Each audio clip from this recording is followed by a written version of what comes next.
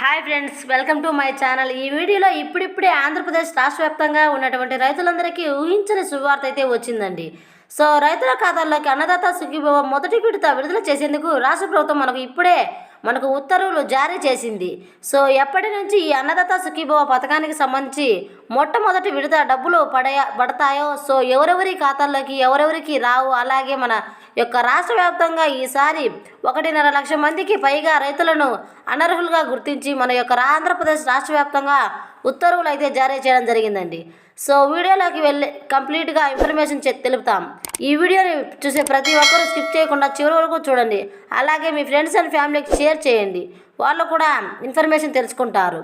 చాలామంది రైతులు అయితే ఎదురు చూస్తున్నారు, మాకు ఈ యొక్క అన్నదాత సుఖీభవ డబ్బులు ఎప్పుడు పడతాయి, సీజన్ కూడా అయిపోయింది, ఇప్పుడు పంటలు కూడా వేసేసామని చెప్పి రైతులు అందరూ కూడా అడుగుతున్నారండి.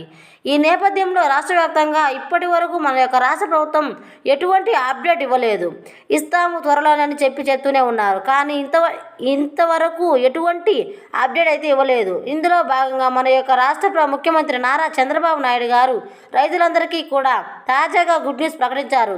సో ఇప్పుడు ఆంధ్రప్రదేశ్ రాష్ట్ర వ్యాప్తంగా ఉన్న రైతులందరికీ కూడా ఈ యొక్క నవంబర్ నెలలోనే రాష్ట్ర వ్యాప్తంగా ఉన్నటువంటి రైతులందరికీ అనర్హుల లిస్టు అయితే విడుదల చేసేందుకు కొన్ని నిబంధనలు అయితే ప్రవేశపెట్టారండి.